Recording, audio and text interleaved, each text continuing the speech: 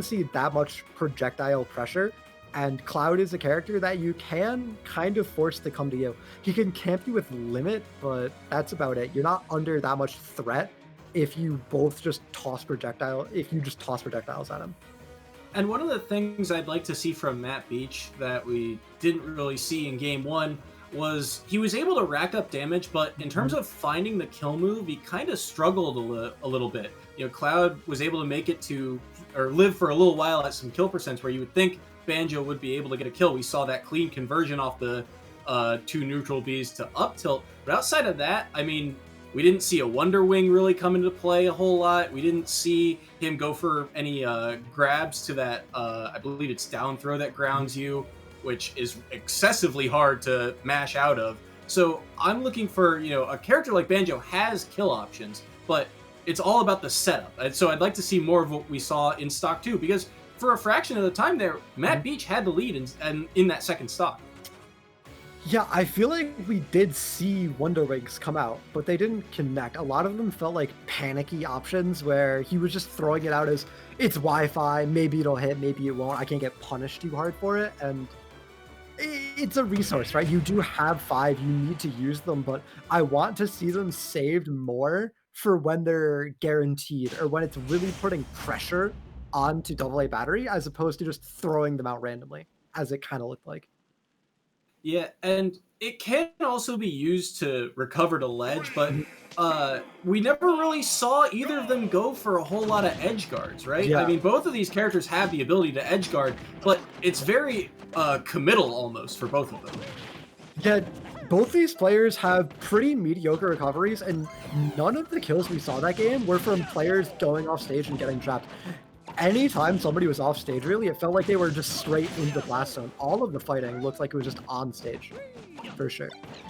Yeah, and AA battery, you see, he's done, I mean, I mentioned it earlier already, takes center stage and just holds it against Banjo, and he's trying to force Banjo to find a way in, and Banjo has the tools to do it, but it's such a bait and punish game right now for AA battery. Yeah, really great cross slash on the space. And already, look, we see a lot more projectiles coming out from Matt Beach. He gets punished for one of them there, but we've already seen the grenade give Matt Beach a conversion, so he's getting great value out of it. Great up smash out of shield, won't quite kill, but now at 137, the next one might, and it's 67 to 137 for AA. And if he gets this first kill, pretty soon it'll be bad, but great string, great combo from Matt Beach, puts him into kill percent. That Wonder Wing would have done it, but a great reaction saves AA's life. Yeah, and now they're both at kill percent, so one strong move anywhere could do it, but oh, what a catch on the down tilt from Matt Beach. Yeah, I don't know if that was a 2-frame or if AA grabbed ledge twice, but really, really great awareness to clip Cloud's hands as he air dodges past the ledge and has to go for that recovery. Just a really great early stock, and now a sudden reversal. AA was super, super ahead in this first stock, and now it's Matt Beach at 146 with that rage, finding some good swings for himself and building up a little bit of extra damage. But that's not how you want that to go. Yeah, and I was gonna say, now with the lead, it makes AA battery come to you, right? And that's exactly what, like, Cloud has a lot of tools to rush in and do that type of play style, but that's not where AA has thrived in this match. He has thrived when he is standing underneath that center stage platform. Yeah, AA has really not shown great offensive tools. He's been able to apply pressure and get into Matt Beach's face, but Cloud, as a character in this game, really wants the opponent to come to him and punish it, and when Cloud falls behind, that game plan doesn't work as much anymore. So Matt Beach, it's important that he finds himself a lead, but he just hasn't been able to find one that really sticks at all in this set. And I think Matt Beach is starting to catch on to some of these limit cross slashes that AA is starting to throw out. You saw him, get out of that one, and the forward smash, that's gonna kill. That forward smash has so much knockback. Even when you think you got a weak hit off of it, it is still so effective. Yeah, it's really, really strong, and there is the danger of Cloud's up out of shield. It's a great tool if you know it's a punish, if you know it's going to hit. It's fast, it deals a good damage, and it's not punishable on hit at all. But if your opponent reads it, if they shield it, there is a lot of vulnerability that comes with it, and we saw Matt Beach punish that. Double A is hunting for some of these cross slashes because it does so much damage, and if Banjo keeps coming to him, it's just gonna, get Banjo so close to that kill percent. Yeah, but a great Wonder Wing gets Matt Beach out of the damage and actually gives himself a full reversal. Now the percent's back to being basically even, and Matt Beach is going to have better early kill power in the matchup. His moves will probably kill off of like a forward smash around 10% earlier than Double A's would. So if he can hold the game like this, it's looking close, and it's probably all going to come down to one big read, and the Wonder Wing not going to kill. Great DI from Double A, but that was just a little early. Same with that cross slash. And now, though, 100% on both players. Rage starting to build up, and no limit on the Cloud. Until now, I guess. Great awareness from Double A to just take the time to charge up, knowing the next big hit's going to matter. He wants to be as strong as possible, and the dash attack to punish the Wonder will be what does it. Really strong move. Great stuff there from Double A. Again, holding center stage was his game plan all the way through. And right there, he made Limit so pertinent in the matchup, right? Yeah. He was all about, using Limit to try and kill. And what was so surprising about that dash attack was he hadn't used it all game, but it does have a good amount of knockback to it. Yeah, it's not really a move you just throw out. It's very punishable, but in a situation like that, the only way that Double A could have gotten that kill was with a dash attack. I don't think he had enough time to run up smash or run up forward smash. I think it had to be that dash attack coming out. So great awareness, knowing that it would kill and that it was the best option to go for. So just really well played all the way through by Double A, showing why he is one of the strongest members on this really scary Hawaii lineup.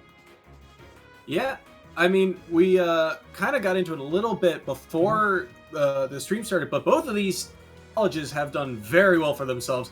Yes. DePaul, I believe, is 5-0 throughout the season, and Hawaii is 4-1. Their one loss came last week to Mississippi State, and that was a very back and forth set. So both of these schools, in the hierarchy of the league right now. Yeah, and if you look at University of Hawaii's wins, right, they have a win over St. Peter's University, who was undefeated until they went up against Hawaii, right? So they have one loss, but their wins are very strong. So they are definitely a top contender team. And that being said, Double A Battery earns 4 total points for his team as we throw it to a quick little break while we get players prepared for the next set.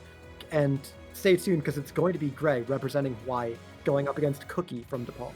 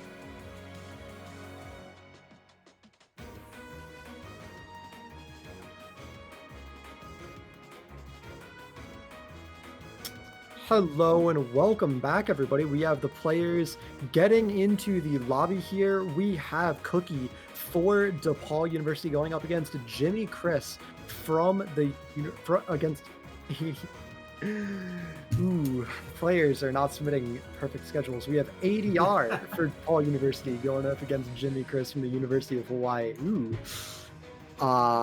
And for anyone tuning in, maybe who missed game one, we did see Matt Beach for DePaul go up against the University of Hawaii, and it was going up against Double A Battery for University of Hawaii. Ooh. And it was Double A Battery taking a double one stock, earning 4 total points for his team, giving them the lead, but a small one, a small lead. The smallest lead they could have, really. Yeah, and it's kind of what we expected, right? These are two top tier, colleges. It's going to be very back and forth. Double A Battery, one of the most consistent players for Hawaii, starting off the match just the way that Hawaii wants it. See if ADR can respond for DePaul. We will have to indeed. And when you're behind these early points, there is always a little bit of mental pressure going on you, right?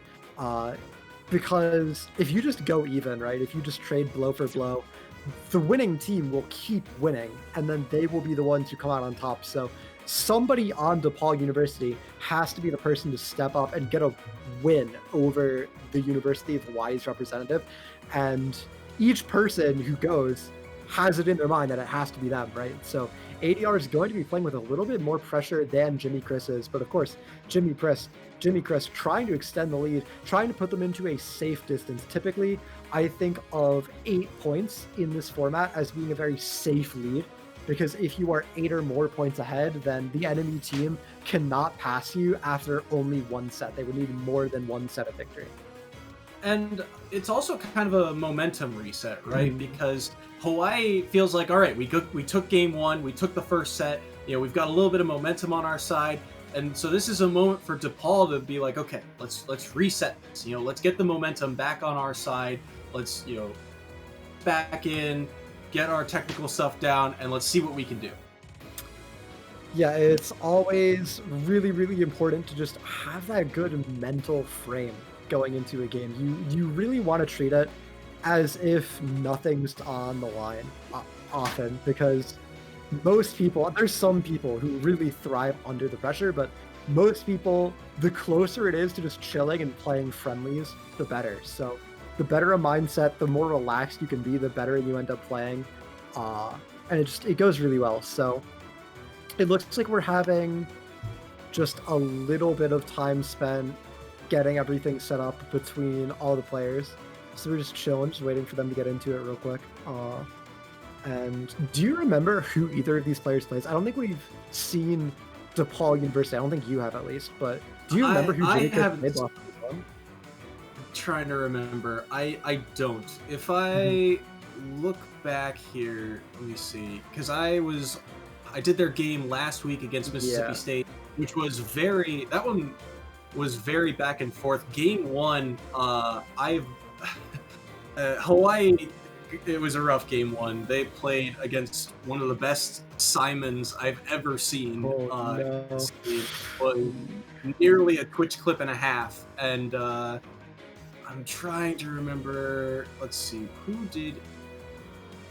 Good Simon is pretty disgusting. So it was terrifying. He took stock 1 and then almost took stock 2 with a 0 to death off a shield break.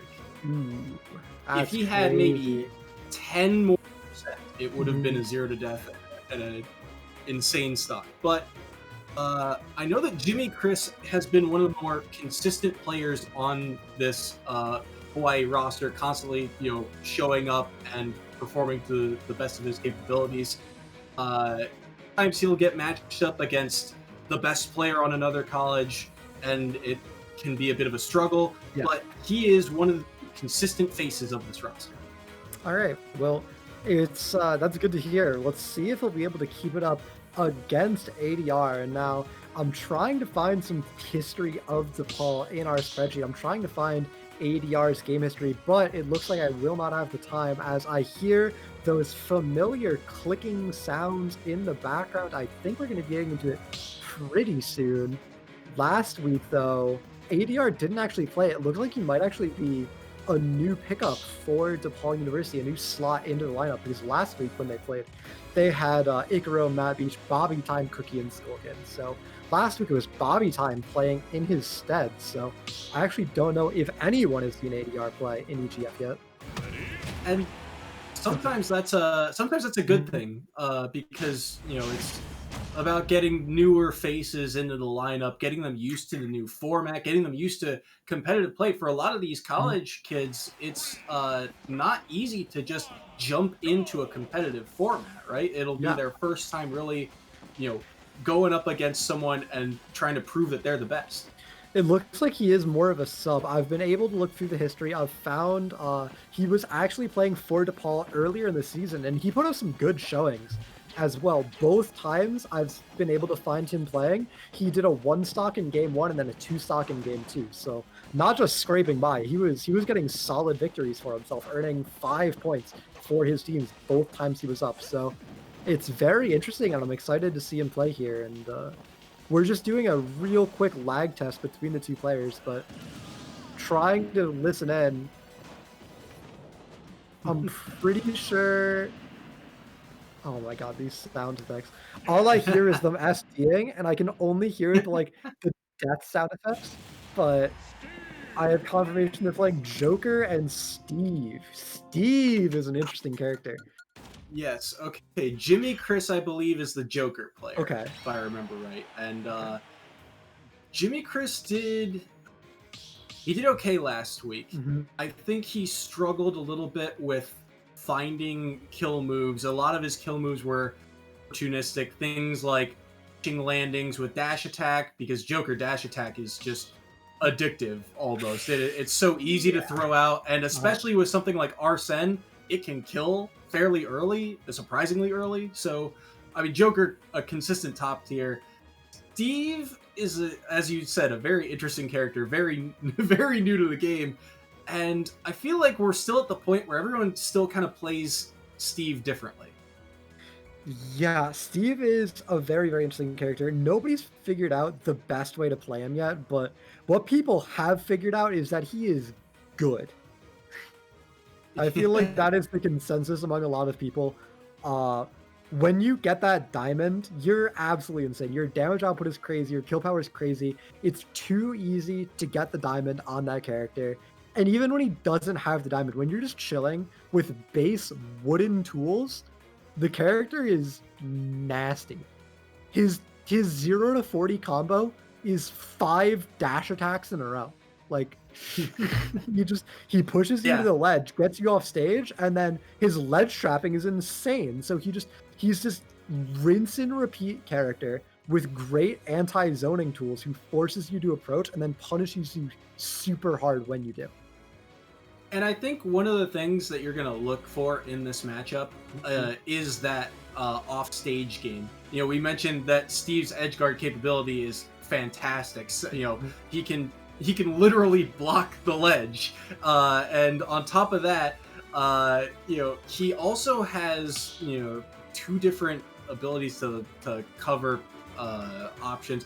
The one thing for Joker specifically, grapple and Arsene are his real 2 recovery moves. Yeah. And if Steve blocks the ledge or throws out any of his moves that can 2-frame, Joker's gonna get caught by it. So Joker has to be very careful with going off stage. He cannot afford to be out there for long. Otherwise, it's gonna be a rough day for Jimmy Chris. Yeah, there's tech you can do as Joker to throw out the grapple and swing back under the ledge and then pull yourself up.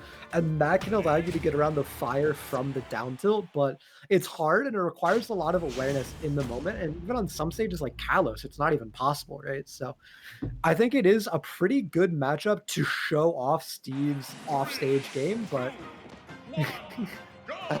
that being said, it looks like they were playing different characters for the lag test. Nice. We have Pac-Man versus Greninja coming up on stream. We got a little bit debated by the players here.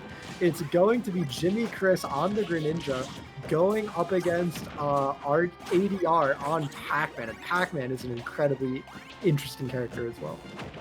Yeah, Pac-Man, we've seen a lot of Pac-Man in this league, and have. a lot of consistency between them all, right? Mhm. They are all very good in their own rights. They're all very good at getting those projectile combos down and spacing out, using the hydrant to their advantage. Greninja, on the other hand, I think this is either the first or second Greninja I've seen on stream, so I'm interested to see what Jimmy Chris can do. There's a Greninja player on the St. Peter's lineup that is pretty good, but Greninja is a rare character overall. I feel like that had to be bad PI. I don't think that orange should have killed, but I think Jimmy Chris may have not expected it to kill him either and just DI'd it a little bit wrong. But that being said, only 12% on ADR on this Pac-Man as he opens up extremely well against Jimmy Chris in this first stock. Yeah, so here's the issue Jimmy Chris is running into. He is trying to go into Pac-Man, and Pac-Man is throwing out so many projectiles, and even when Jimmy Chris gets in, he hits a shield, and then Pac-Man has, a couple of out-of-shield punishes that he can do, a whole variety of them, and so Jimmy Chris is just running into trap after trap after trap here, and he's not able to really get in and do what Greninja does best and rack up percent. Yeah, Greninja's a really weird character in that he doesn't like to approach. He has great punishes, right?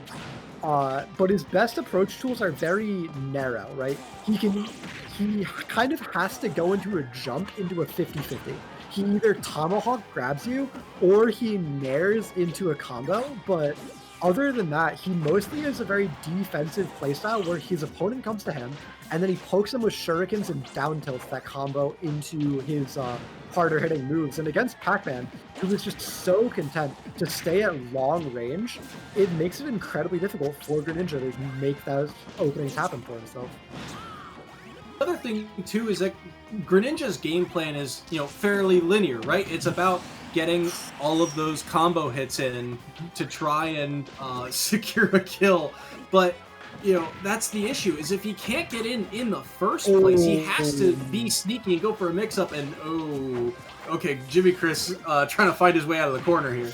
Yeah, that was a really great back air from ADR to catch Jimmy Chris's jump. He's not able to complete the Gimp, unfortunately, but it put Chris in such a bad spot, and now he's a little panicked. He spent this entire time trying to get back from the ledge, and he takes over 60% for his trouble, and it's looking like it might be a 3 stock here, which would be absolutely devastating for University of Hawaii's lead.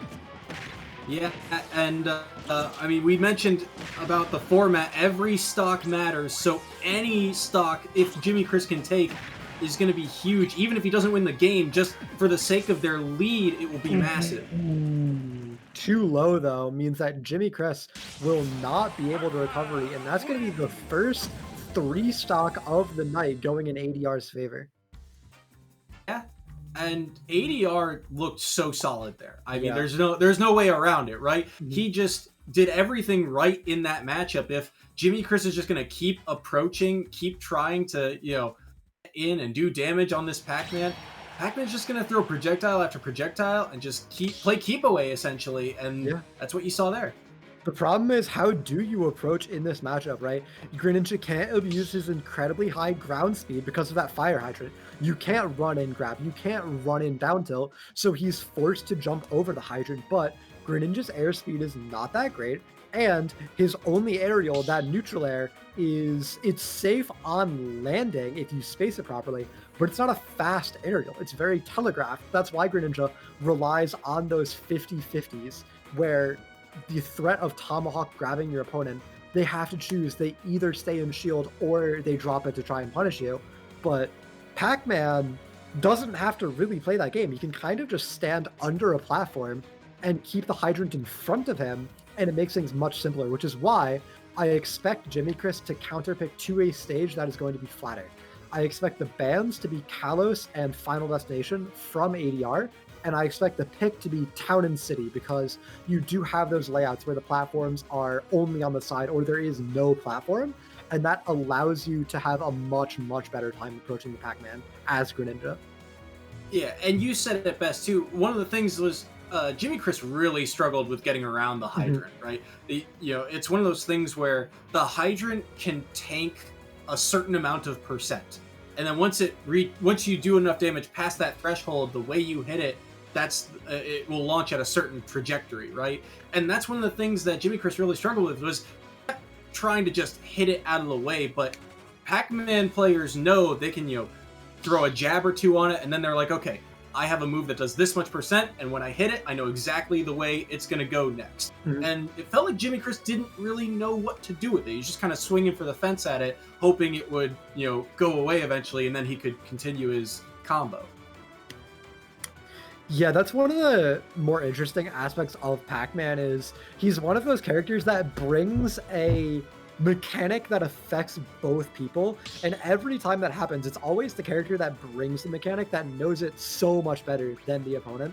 So it really is a one-sided mechanic, even though in theory it is more neutral than it appears. But it doesn't look like it's going to be a character switch. We're getting back into it, same characters, and we'll have to see what the stage pick is, but it looks like it's going to be Final Destination.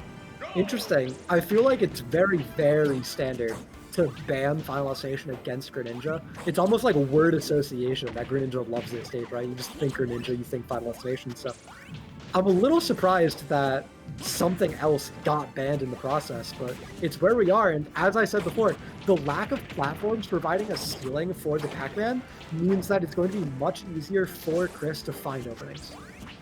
Yeah, I do know that Pac-Man players also like this stage. The most important part about this stage is going to be catching landings. Both of these characters love to punish characters that get caught in the air. Yeah, look at the tech chase coming out from ADR. I mean, he's got the reads right now. Sorry to interrupt. No, you're good. Woo, that tech chase, that was like 3 or 4 grabs in a row. And as Pac-Man, you're not the fastest character. You need to be ready. That is very difficult to pull off. And grabbing as Pac-Man is super committal too. It's got a lot of range, and it's got a lot of lag to it. But oh my goodness, ADR with the forward smash. ADR is absolutely running over Jimmy Chris already. 56% on him, going better than the first stock of last game, but it's not a good pace for Jimmy Chris. Jimmy Chris really needs to find something, but so far, he has looked really just lost this whole time. He has been under pressure by the Pac-Man, and that's not where you want to be. Pac-Man can play very, very slowly, but he has a good boxing game, but you're Greninja. You can't be the one being pressured in this matchup. It feels like Jimmy Chris is kind of hunting for an opening, right? It feels like he's throwing out all these aerials onto a shield because he's just so hungry to find that kill, but off stage, the hydrant covers the up B, and Jimmy Chris is in trouble now. Yeah, Jimmy Chris finds the kill. He saves his team a stock. That's very important. It's looking like this match is going to be close, so getting that 1 stock is very big, but 0% on ADR's second stock when Jimmy Chris is already 22% into his last one means he has a lot of ground to cover if he wants to keep his team in the game. And again, more attacks on shield. Eventually, Jimmy Chris has got to throw out a tomahawk here, because how else is he going to find an opening? If the Pac-Man can just sit in shield and wait for you to approach, it's pretty doomed. Greninja's moves aren't that punishable out of shield, but if you're not finding value, just wasting his time posturing, you're going to get punished eventually, and we've seen it happen from ADR, and already 98%. Jimmy Chris stuck off stage at the ledge in kill percent on his last stock. It's looking really great. That hydrant almost did it too. Yeah, Jimmy Chris has to be very careful of every projectile here, because that hydrant, especially near the ledge, will kill. And ADR has done such a good job of, great tech there by Jimmy Chris, but ADR has done such a good job of spacing out this Greninja. Yeah, but it keeps paying off. ADR gets a 2 stock for himself, and now University of Hawaii comes out the gate with a double 1 stock, but DePaul fires back immediately with a 3 stock and a 2 stock, bringing the score up to 7-4 now. As DePaul reverses things and takes the lead for themselves, it might be a little bit of a slump for University of Hawaii after such a strong start, losing last week and being behind going into round 3 on this week here. And we mentioned that this is kind of the beauty of this format, right? Mhm. You know, it doesn't matter how well one player does, it matters how the whole team does. Every single stock is important. And DePaul showing that they've got a little bit more depth in the roster through two players. Yeah, showing depth, but of course, the same can be said for the University of Hawaii. They do still have plenty more players to come in to play for them, so it's not over. It's only been 2 of 5 sets. We're going into set 5 and typically or set 3, ooh, and typically set 3 is the important one. Set 3 is where the leader goes. It's the halfway point and whoever wins set 3 is typically poised to go on and carry their momentum forward. So a lot of pressure is going to be riding on the next two players to bring that mental edge to their team. Yeah, it's going to be a pivotal set, and like you said, you know, this is the big moment. Both teams have a win. This is going to be the set that gives the other team the edge.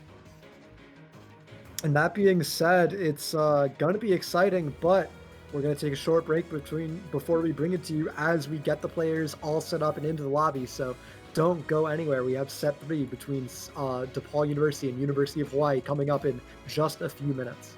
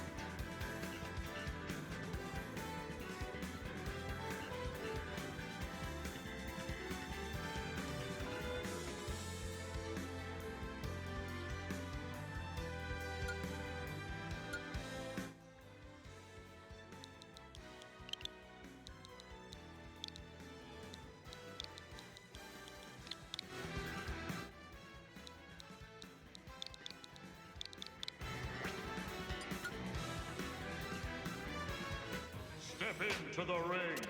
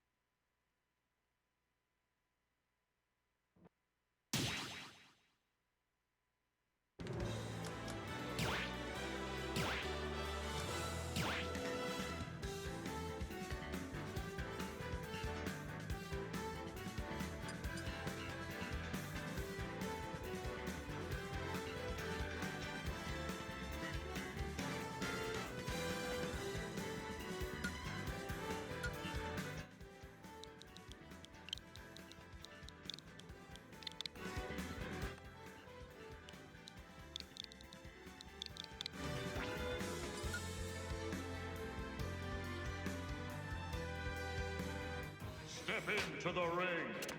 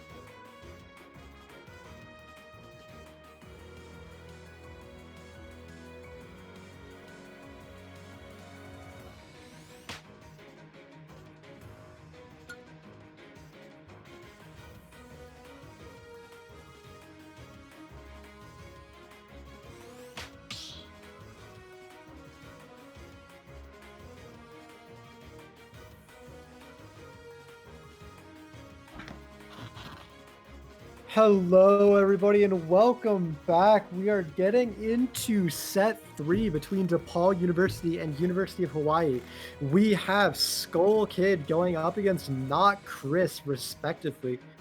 And just as a little reminder, we just saw a pretty dominant set between ADR winning over Jimmy Chris to bring DePaul University into the lead with 7 points to 4 for Hawaii. Yeah, that if you are a Pac-Man player, you want to watch that set. ADR was exemplary in how you play Pac-Man in that matchup.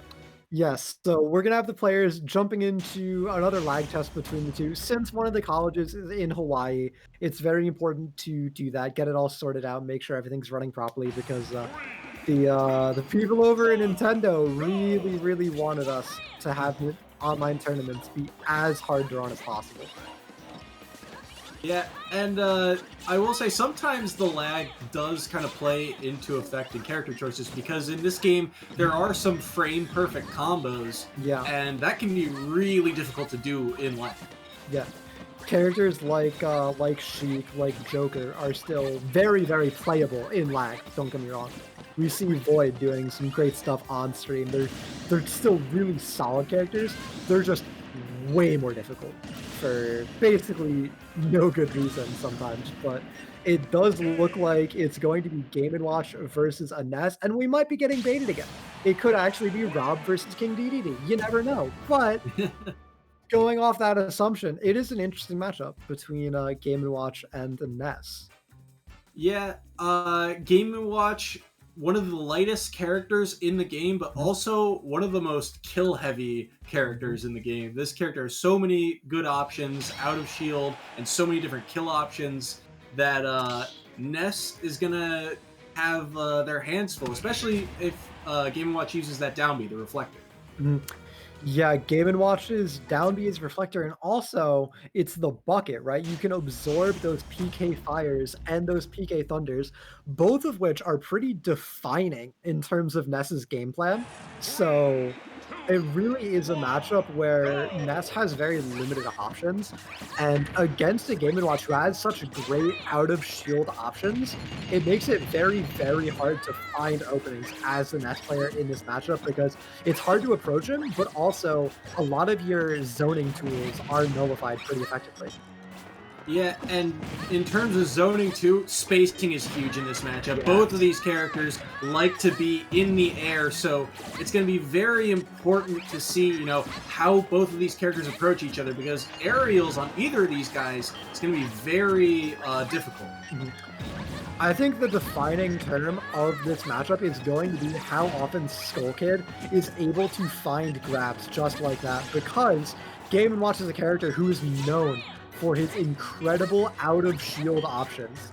And when Ness can't rely on projectiles as much, I would expect Not Chris to sort of sit on the ground a lot more and go for those up Bs, those forward smashes out of shield, and it's going to be on Skull Kid to find the reads, find when Not Chris is actually just sitting in shield, and to get those grabs. And out the gate, he hasn't been able to do it, and we've seen it, Skull Kid fall to an early deficit.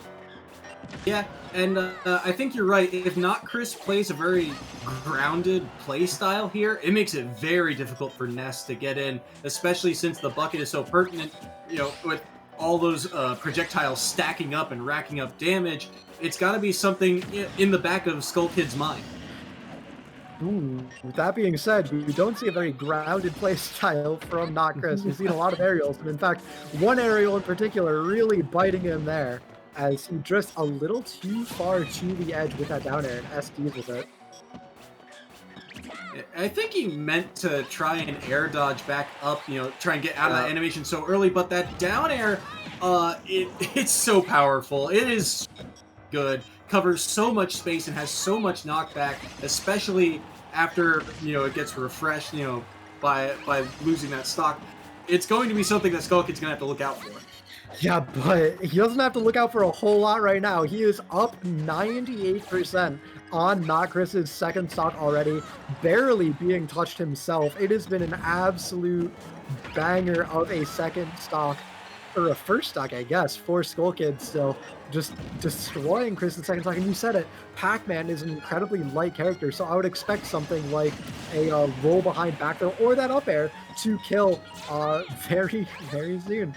And it's 160, a lot of rage on Skull Kid as he's starting another combo for himself on Chris's last stock here. Skull Kid, no fear right now, 159%, and not afraid to go in and try and start up some combos.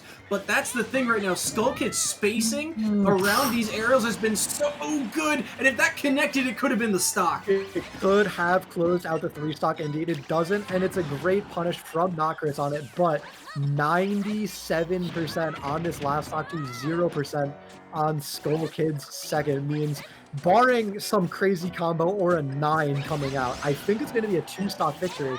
And in this format where DePaul is already ahead, where every stock matters for points, it looks like it's going to be very, very good for them if Skull Kid wins here. Yeah, Not Chris has, you know, a mountain to climb right now, and yeah, that down air is fair. You know, that's the ledge trap from Skull Kid right there was a lot to deal with. He'd already used up B too low. There was no getting back to the stage at that point. The only option was to down air down, and a early and fast 2-stock for Skull Kid over Not Chris means that it's going to be 9-4, which is getting dangerously close to that 8-point break point I was talking about before. It would have to be a 2-stock victory from Skull Kid again to earn 4 more points to his team. That would bring the score to 13-4, placing DePaul University with a lead that is 9 points, meaning even if their next player were to get a double 3-stock and earn 8 points, University of Hawaii would still be behind. So it is incredibly dangerous territory for the University of Hawaii right now. And Not Chris, at the very least, if he loses this next game, needs it to be a 1-stock. But that being said, he obviously wants to win. And what do you think he can do to pull out a win for himself in game 2 here?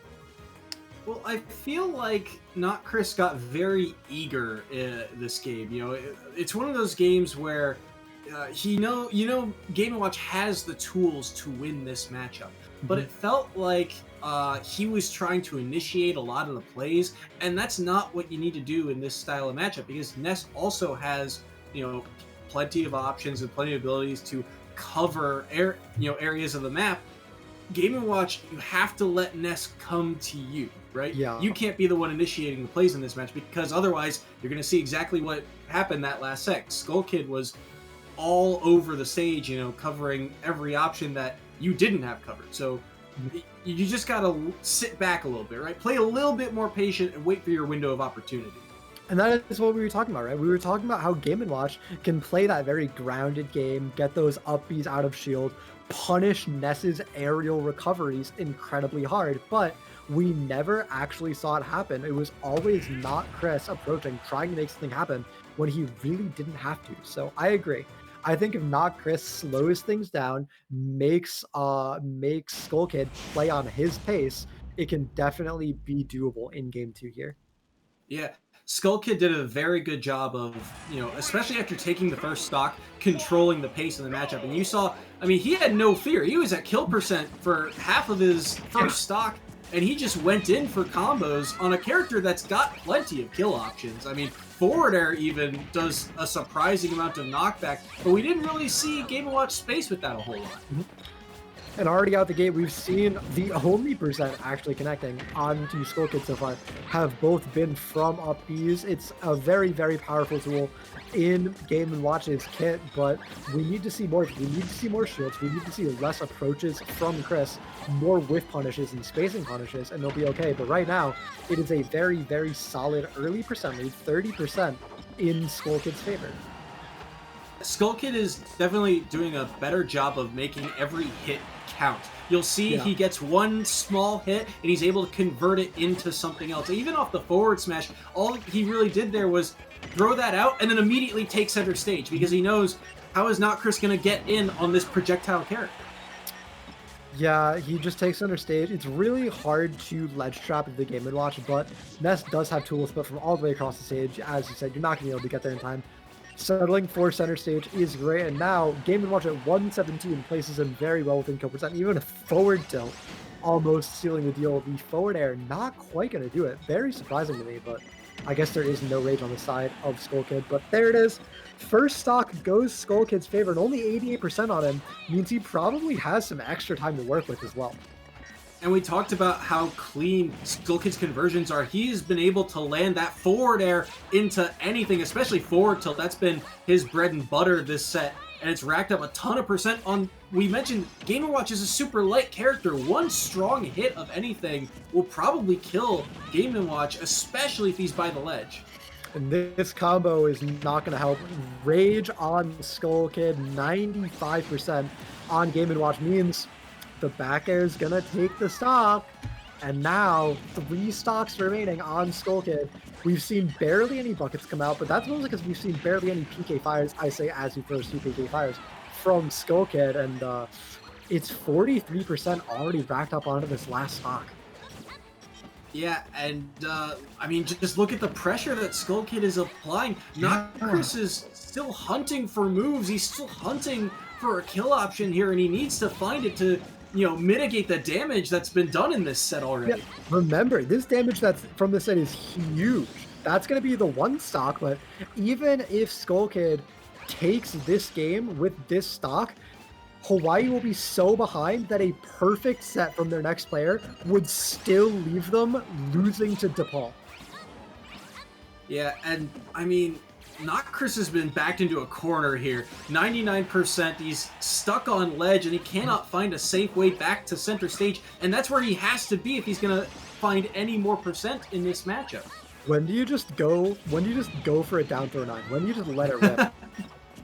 I think it'll kill a little bit later. Another like 10. It doesn't matter. That's bad. Any Hawaii fans right now they're not feeling good. There is a lot of hopes riding on Gray and Cheese Brain coming up for University of Hawaii, because right now they are down 13-4 after Skull Kid closes out that set, meaning even if the next player gets 8 points for the team, they will still be losing. In fact, if both of their next players get double 1 stocks, they would still be losing. Yeah, that was a huge win for Skull Kid and for DePaul University. And I want to talk about Skull Kid did a very good job of making every hit matter, and especially making his combos clean. We talked about that forward air into forward tilt is a fairly simple combo, but to get it consistently was huge, because it was worth, 30-ish% and center stage every time he landed it. It's incredibly valuable, and overall, he just knew how to find kills. He had so many great catches with aerials. He was always able to predict and read Chris's movement, catch him out of options really, really well. It was a dominant set. He definitely earned his team those 6 points. He just net them, and going forward, the pressure is really, really turning on for the University of Hawaii representatives, while the DePaul representatives get to rest a little easy. They can kind of just coast. And they don't even need to win. The next 2 DePaul University players don't even need to win their sets. They just need to not lose hard, and DePaul can secure a victory. So it's a really uphill battle for Hawaii. Yeah, any points for DePaul right now are just basically the gravy on top, right? Hawaii has found themselves in a hole. They've been in situations like this before, and they've been able to clutch it out. But against DePaul, an undefeated team, it's. I mean, we've been saying it all day. It's an uphill battle. Yeah, it is indeed, and you're gonna have to wait a little bit longer to find out what happens, as we're going to be bringing you Game 4 between DePaul and Hawaii in just a few moments. So stay tuned, because it's a banger.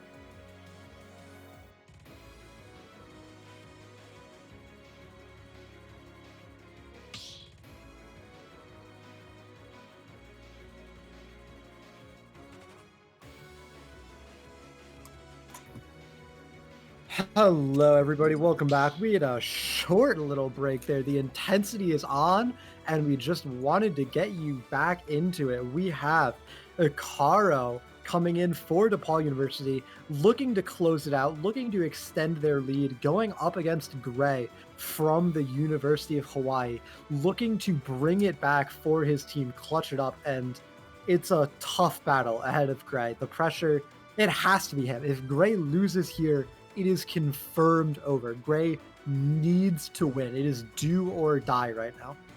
Yeah, and Gray is looking to have a bounce back performance from last week. He last week went Pokemon Trainer against Yosei Fu of Mississippi State, and that was a rough match for him.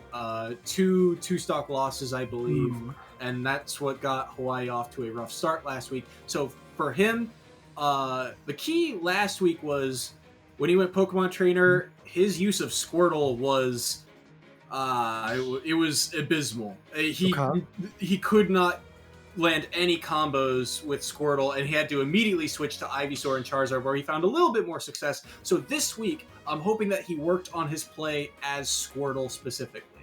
Squirtle is so useful for racking up those early percent combos. Squirtle has a little bit of kill power, but this character is all about racking up percent, going in, getting grabs, landing all of those multi-hit aerials. That is the bread and butter of Squirtle. So I'm hoping to see Gray kind of take a step forward here.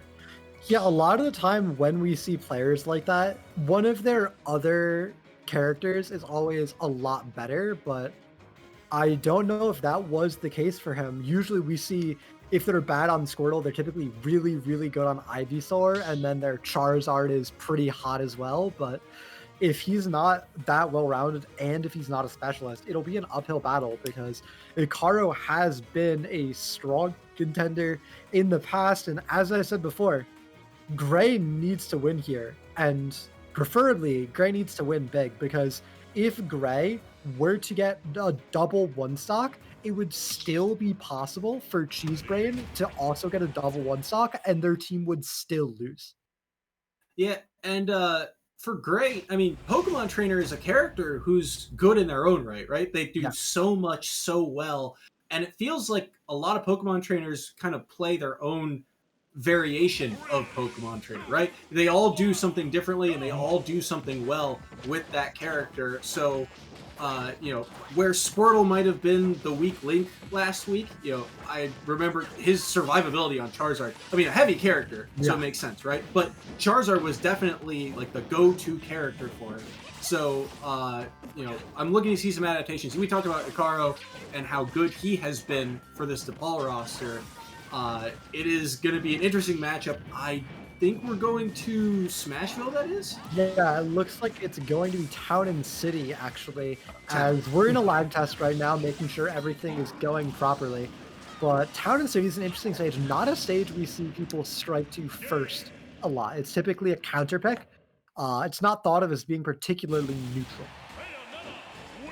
Yeah, those platforms moving around make this stage very interesting. I think Pokemon Trainer kind of likes this stage solely for those platforms, right? Because it allows him to extend those combos. And Town is also, I believe, a fairly larger map, so survivability going to be a factor as well. Yeah, survivability's up.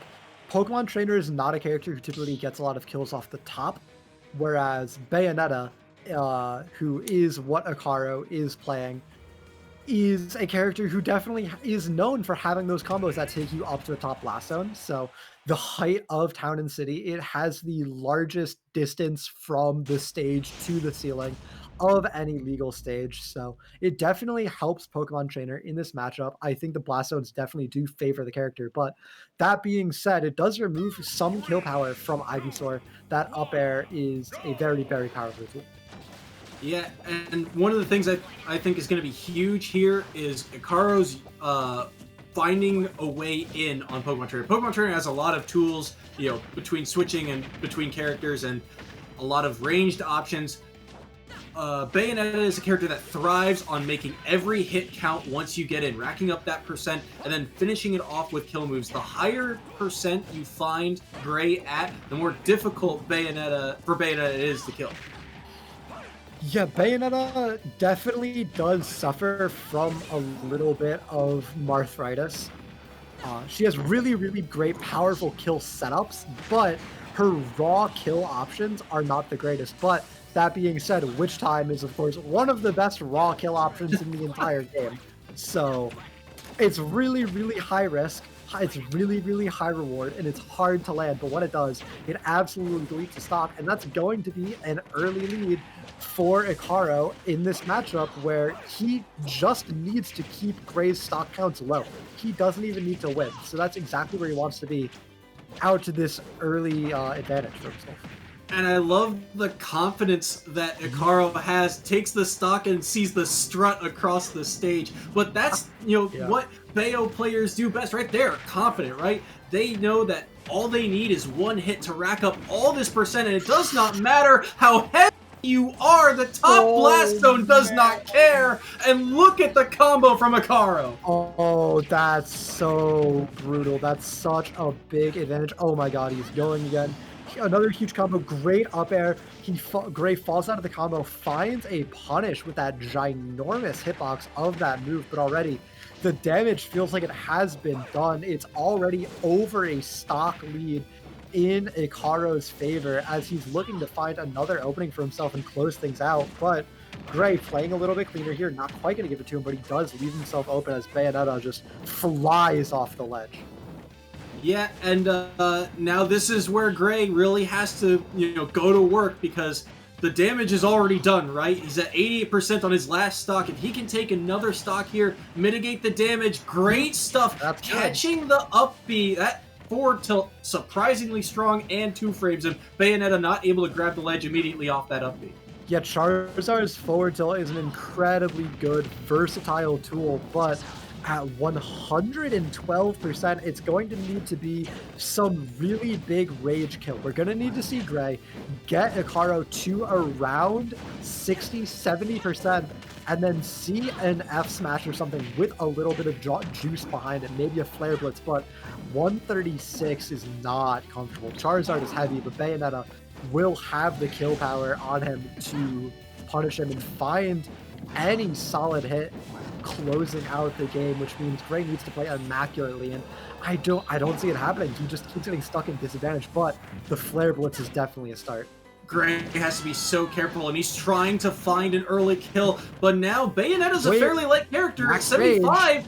Yeah, and with Max Rage, Bayonetta could die to another strong move, especially a Flare Blitz on the ledge could do it. A back air is strong, but the down air of Bayonetta is stronger. We saw Gray panicking a little bit at the air, just throwing out random kill options, praying they would hit, and Ikaro played smart, played patient, and he didn't give it over. He's rewarded with that one stock victory, and that one stock matters so much.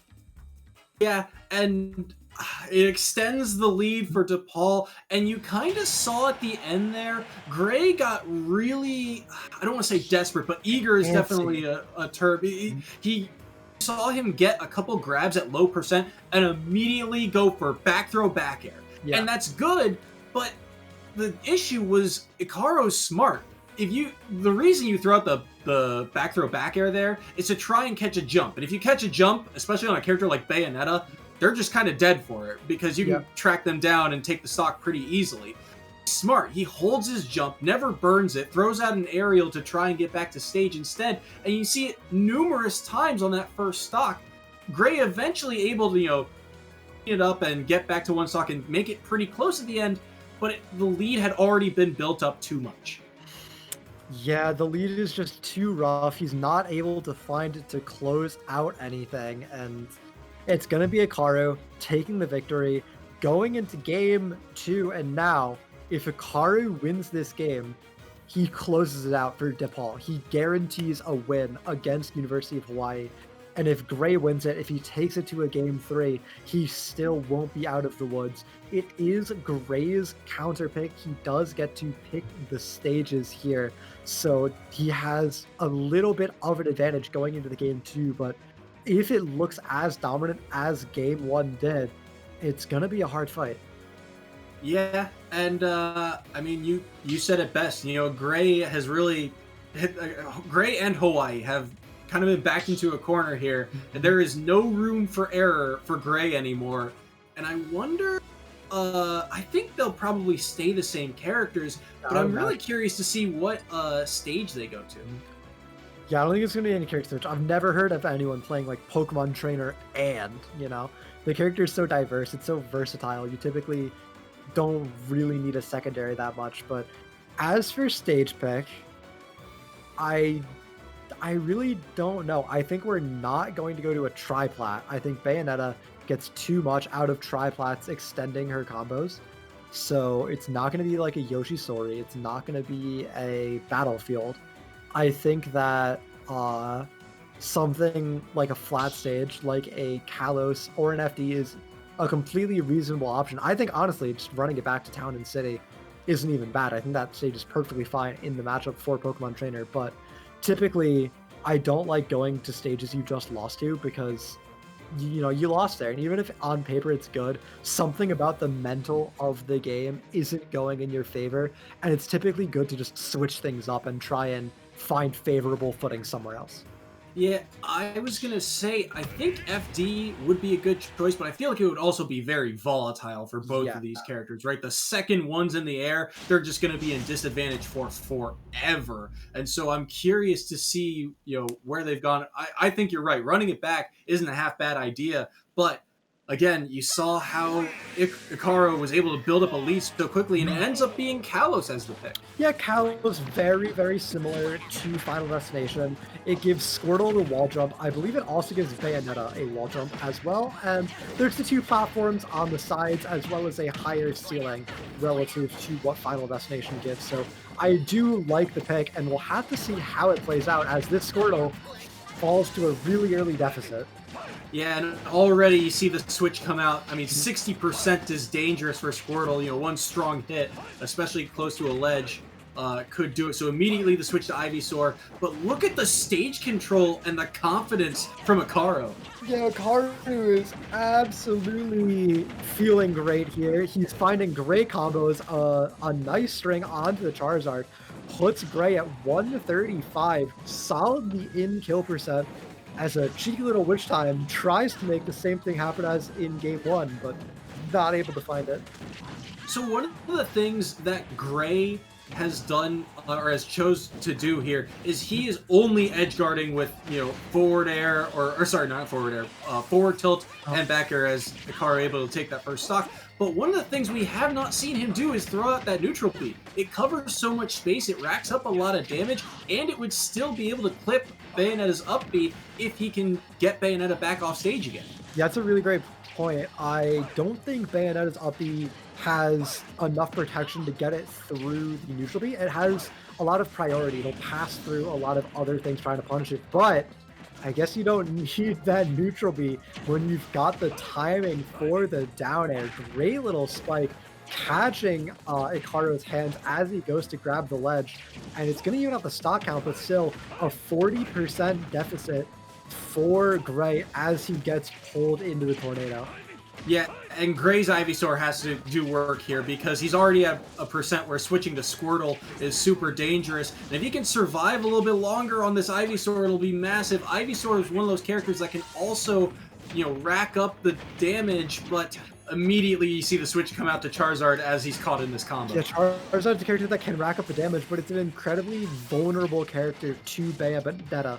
That big body, that faster fall speed, that heavier weight makes him absolute combo food for a character who just wants to combo the mess out of you. And with Bayonetta's kill power from things like that back air, that extra survivability doesn't end up mattering all that often. Icaro not afraid to go off stage. Oh no! That's it. Oh, that's tragic for Hawaii. Gray knows he could have had, something that set.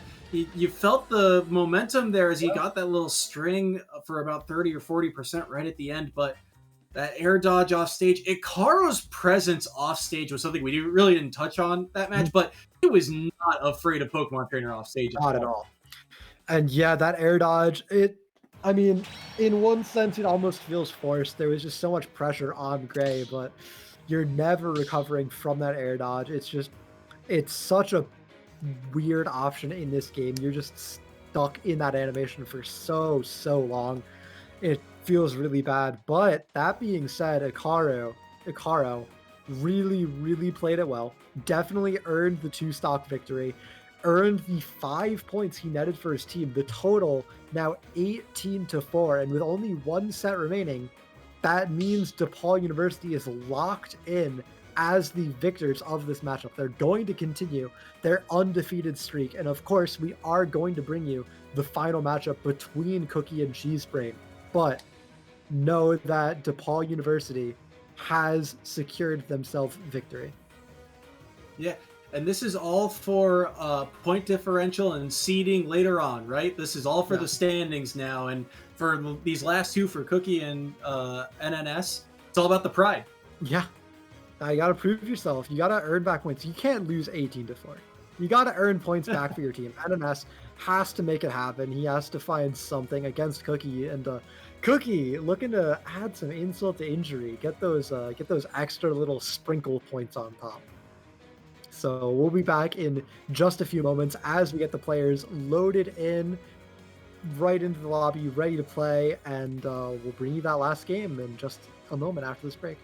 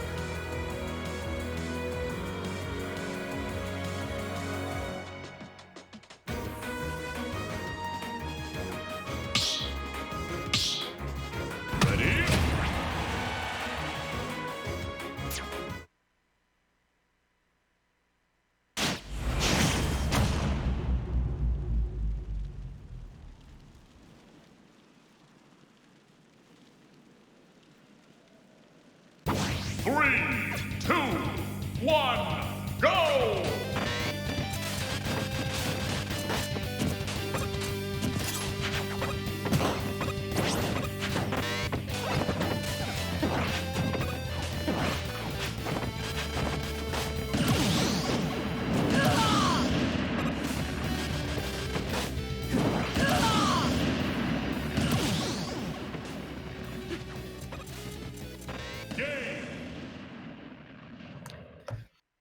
All right, everybody, welcome back. We're bringing you Game 5 between DePaul and University of Hawaii. Reminder to anyone checking in, DePaul University has locked themselves into victory.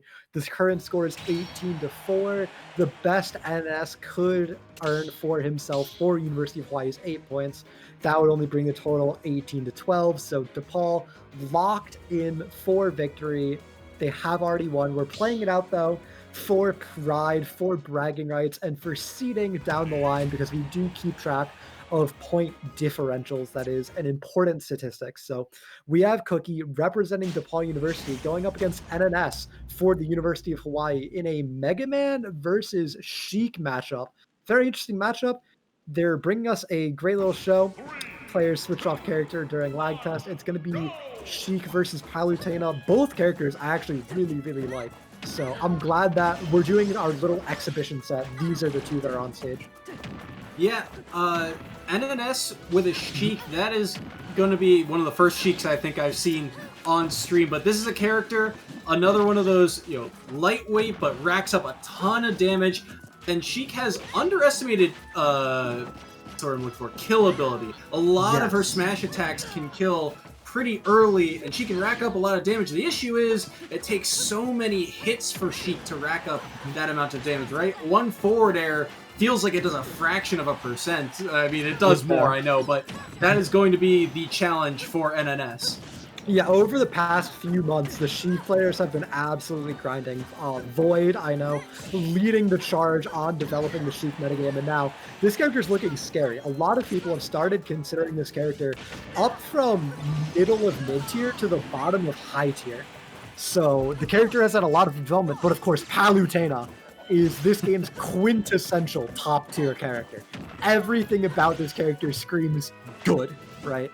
It's just so crazy. You already see it out the gate. 48% only on this first stock for the Palutena, as she has already taken the first stock off of NNS and racked up 60% afterward. And Cookie's doing a very good job of catching NNS off of a second hit, right?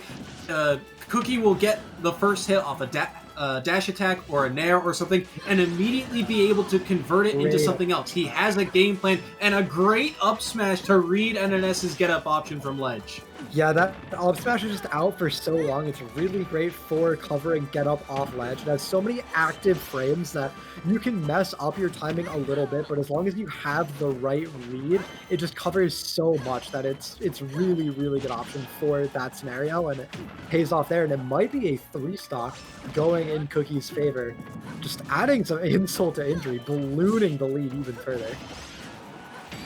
And NNS did a very good job there for moments, but the conversion by Cookie, what a back air. Yeah, really clean back air, and that's going to be a 3-stock going in Cookie's favor against NNS. And Palutena is a character, every time I see this character, I feel like I have to say it. Palutena is all about fundamentals. If you lose to a Palutena, it's because the Palutena is better. Like, there's no excuse with this character. And the strange thing about that match was every time NNS died, it felt like NNS came back with a little bit of momentum and got a few hits, right? Yeah. And yet, at the end of the match, Cookie only had about 80%. So I mean, you think of the number of hits NNS was able to rack up, and I was about to compliment NNS for his ability to keep Palutena and Cookie off stage, but at the end of the day, the issue with Sheik is kill power, right? Yeah. Sheik's kill power, it's there, but you have to set up for it. You have to be able to land it. And against a very mobile character like Palutena, that is so difficult. You know, all of Sheik's kill setups are like, okay, you need to do falling needles, footstool, into like up tilt, drag down up air into up smash while you're under a platform. And it's like, yeah, that like, oh, but like falling needles is an easy option to hit. So like she has kill power off of an easy option. And it's like, yeah, but like you need to execute like 5 things after that for it to go properly. It doesn't work out the way you want it to a lot of the time. And it's such a high execution barrier to get the same reward that Palutena gets off of like down throw back air. Right. And it's also like, if you think about the gameplay and going in for both of these characters, it's very like cut and dry. You kind of know what you're getting from both characters the second they go in for. Like, if you get a grab as Sheik, you know, okay, I'm getting down thrown into probably forward air, right? Yeah. If I get down thrown as Palutena, I'm probably going to get back aired or nair down. Yeah. And so for both of these characters, it's about like mixing up those options, and Cookie did a much better job of that in that set. I agree. I think Cookie was a lot less predictable. Palutena can definitely fall into the trap of following a flowchart, of always just going for the same options over and over again because they are so consistent and so solid. But you do need to have those mix-ups, and we saw Cookie pulling it out really, really well against NNS. And we are going to be going back to the same stage. Interesting. I mean, I think the stage really wasn't the problem for either of these characters. I agree. But I do think that it makes it very volatile. I talk about how FD is very volatile. This stage also extends both of these characters' combos. And I think that NNS kind of needs that, because you saw, I mean, for all the hits that NNS got, Cookie only ended the match at something like 80%. So yeah. I think this was, wasn't a bad move by NNS. No, I think that it was an okay move. I definitely think the stage doesn't particularly help Sheik. Sheik is a character that loves platforms. Platforms help Sheik so much. It helps her landing. She can weave around with her high mobility off the platforms. It helps her extend her combos. It really does it all for Sheik. So I think this stage in particular is a little bit weird because there are so many configurations where the platforms really don't help you. But that being said, NNS is putting up a much, much better showing on the first stock, at least, of this game. Yeah, and I think NNS is doing what we talked about, setting up those kill options a lot better. Found Cookie on the ground once and tried to go for that, falling needles setup, but instead, Cookie read it and rolled away. And you see right there, went for it again, but the unfortunate up B, still able to make it back, but Cookie reads the get up option, and once again, DePaul has the lead. Yeah, DePaul back with the lead, very nice for themselves, but 132 on Cookie. You never know. It could be dying instantly. It could be living to 200. It's Sheik. It's really hard to tell. But right now, it's looking like Cookie might be living for a while as he applies a lot of pressure, just completely fearless despite his high percentage. Yeah, he's got NNS backed into a corner here. There's no doubt. That's a good grab to get back from ledge. Oh, but the counter, Cookie reads it. Yeah, really, really great from Cookie. 151, and it's going to have to be an actual kill confirm from NNS. You're not going to get a kill. Your moves don't just get stronger as you keep playing, right? Like, you're not playing something like Palutena. Your aerials don't eventually kill, right? You need to find that option, and Cookie, the soft nairs aren't going to give it to you. Yeah, I mean, at this rate, something like dash attack will kill eventually, but I mean, it will be another 20% or so before it does. So it's all about finding the strong hits, and right now that is what Palutena does best at these types of percents, and unfortunate. NNS, just the pressure really getting to him, not quite getting the drift he wanted, maybe thinking he had another jump when he didn't, but he does die, and at 160, those typical combos we can see Sheiks pull off to confirm kills are probably going to stop working. The setup is going to be sending the Palutena too far away most of the time. So it looks very dire, even for taking this stock.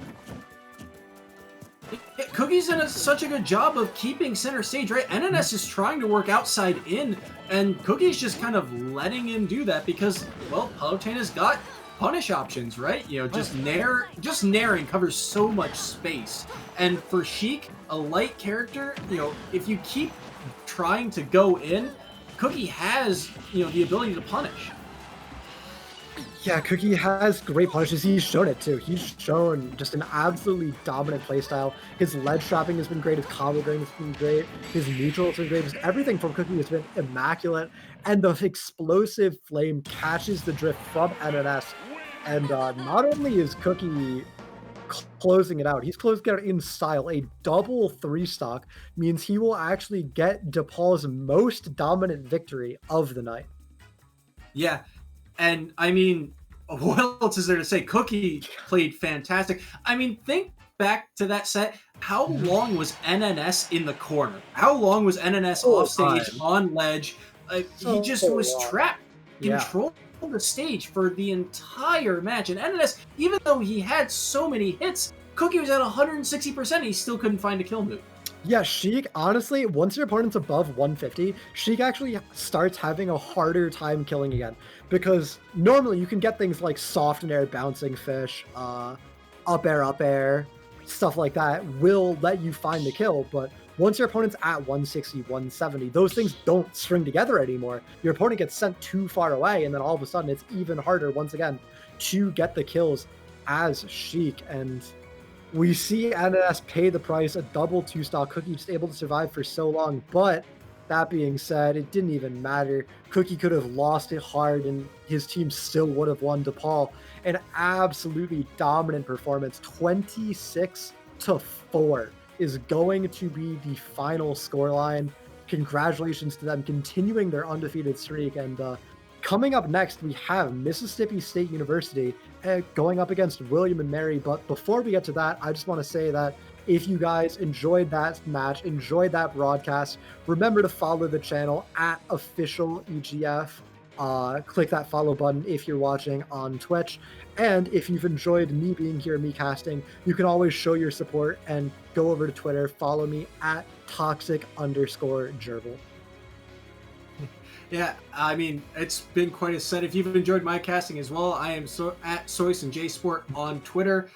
Thank you to production crew. I mean, Devin has done a fantastic job. You know, those replays are courtesy of him.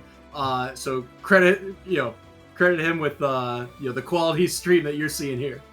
Yeah, I believe his Twitter is House of 3000, so definitely check him out. He's a great guy, and we're going to bring you the next matchup between Mississippi State and William & Mary after another break as we get things all set up. So stay tuned. It's going to be another match.